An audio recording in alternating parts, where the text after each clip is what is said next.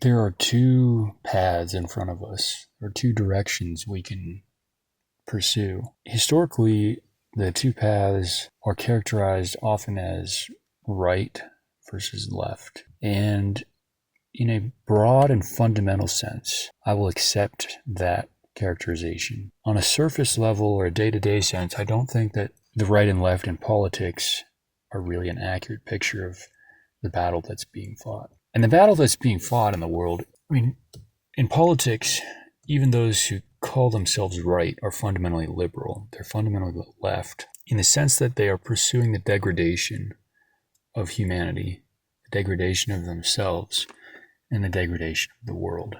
They're pursuing a state of existence that is lower, that is material, and that they're seeking to erase and destroy all aims at a higher existence, or anything that points upward towards a divine, towards anything divine, or towards virtue. The aim of liberal society is to destroy these things. It can be said that the political left is the most in favor of this destruction, but very often the right is too, in their own ways. And to the extent that they even oppose the left at all, it is typically only insofar as they are dragging their feet on whatever advancements the left has made in the past 15 years. Typically, the average conservative is saying right now, at any given moment, exactly what the average liberal, what the average left winger was saying, 15, 20 years ago at most. And this is true of politicians, this is true of everyone. But in this sense of things, if we set aside the actual so-called right wingers, the so-called conservatives, and we just think about what it is fundamentally, what the actual dichotomy is here, what is, if we break it down as far as we can, what is the most fundamental aspect of this right-left divide, of the real divide, of what would actually, if something actually opposed this degradation of humanity that we call liberalism, or that we call progress, if something were to actually oppose it, what would that look like? What would that consist? How would it contrast to the degradation itself? Well, I would say in a very fundamental way, to be right in this more fundamental sense is to, and by right I mean right, the labels of right and left wing do break down, but in this sense that is most interesting to think about, I would say to be right is to accept nature as it is and to embrace nature, whereas to be left is to reject nature, to revolt against the natural order of things. In many cases, this manifests as an attempt to invert all hierarchies, because particularly those who are influenced by Marx, but really almost everyone in society today, they are obsessed with breaking down, and in their estimation, they think they're eliminating the hierarchies. But in reality, it is not possible to eliminate hierarchies, because in doing so, you're just creating a new hierarchy. A great example is obviously the Soviets. The ideal, the aim of communism, what they were trying to aim at, the believers of it anyway, they thought they were creating a utopia in which hierarchies would not exist. No one was above anyone else, and we all sort of have equal rights. The problem is that is not reality. Reality is unequal. Reality has hierarchies built in at the core level, at the fundament of it all. That's certainly true of human nature. It's true of the fabric of reality. And with communism, you had people acting in the name of eliminating these hierarchies so that, and it sounds great, we would all be free. Those of us who are not at the top of the hierarchy get to feel like, oh, we're going to be equal to everyone. It's going to be fair. The problem is that you're creating a new hierarchy no matter what you do.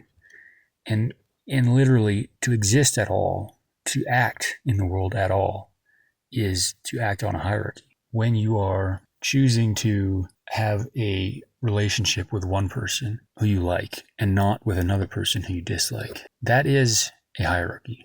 You have assessed in your mind that the value to you subjectively of this individual is higher of this individual than it is for the other. And these hierarchies You can extrapolate that to everything, actually. And the reality is that some people are strong and some people are weak. And some people are intelligent and some people are not. And this is true of all traits. There's just a tremendous amount of variance. And so the hierarchies will always exist. It's just a question of who's going to be at the top. And so invariably every attempt to flatten the hierarchy is actually just, putting yourself at the top and pulling down whoever was previously high on that ladder. But even at a more fundamental level than that, to say that hierarchies are bad, that all hierarchies are bad, well, I hate to break it to you, but you have just created another hierarchy. You have just created, by saying that, you're making a claim about two states. You're making a claim. You're saying that a state in which there are hierarchies is worse than or beneath a state in which there are not. That means you have elevated this conception of a state in which there are no hierarchies as being above or better than the other state. So you've created a hierarchy there. You're saying one is better than the other. That is what a hierarchy is. That is what it is to discriminate. That is inequality. And that is, by the way, the fabric of reality itself is inequality. For something to exist, there cannot be equality, not at a fundamental level. Equality would be nothingness. For a wave to exist, or for there to be vibration, is for there to be difference. And sometimes it can seem at a high level symmetrical or this or that, but for something to be at all is for there to be contrast or difference or inequality. I believe I've spoken about this elsewhere. But this attempt to invert hierarchies or to pull down or tear down the people who are at the top of hierarchies is a fruitless one. I mean, you can create a tremendous amount of destruction with it. It's fruitful in the sense that it's an ideology that can motivate many people, so you can use it to political ends, but you will not attain the end of eliminating all hierarchies. But to be right as opposed to left, in a very fundamental sense, is actually to accept nature as it is, which is full of hierarchies, natural hierarchies. It's to accept that nature is fundamentally unequal, and even that nature is fundamentally, in a relative sense, flawed. I mean, I think in an ultimate sense, you can say that there's nothing but perfection by definition, but I think, that obviously there is pain in the world. There's suffering. There's brutality. And actually, if you see how dark it can be, if you are perceptive enough to feel that pain and understand it in a deep way, I think you will be even more quick to see this from a fundamentally right perspective. Not that many people are, but just it is to be right is to accept that which is. And it doesn't mean that you don't strive in the world or aim at goals or change things. You certainly do. But it is to do so with an understanding of what the fundament of reality is. And I'm not saying that right-wingers do this by and large, but I'm saying to be left is fundamentally a revolt against reality. It's a revolt against oneself, against the world, against reality. So, I mean, all this is to say, perhaps it is true that the cycle that we're in is ultimately destined for this downward trajectory that we're on. And maybe in an ultimate sense, it's inescapable. I don't know. Certainly many religions have sort of prophesied some variation of that. That's perfectly fine and possibly true, but that does not mean that we cannot aim at something that is higher. We cannot aim at something from maybe a previous age before everything was so degraded. I think that in a very real sense, there are two spirits that are competing for the soul of people on this earth right now. And if you don't believe in spirits, you can think of this in metaphorical terms. It remains just as true either way. Or maybe you believe in angels and demons and you think they're actual literal spirits.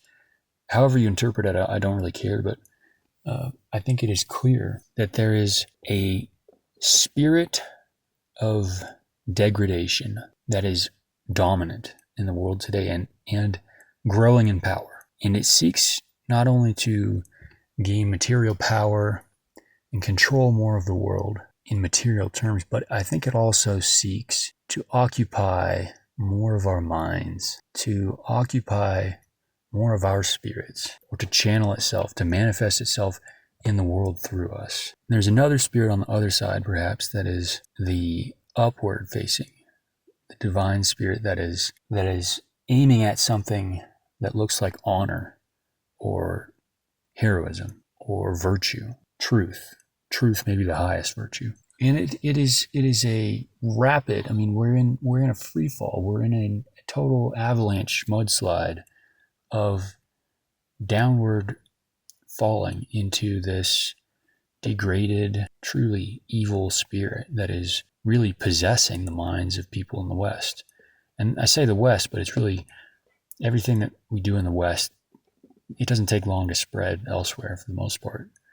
So this will be a problem for probably everyone in the world. But I mean, it's this spirit, yet robs you of purpose, particularly as a man. It robs you of any chance at heroism. It seeks to make you submissive and small. It teaches you to seek pleasure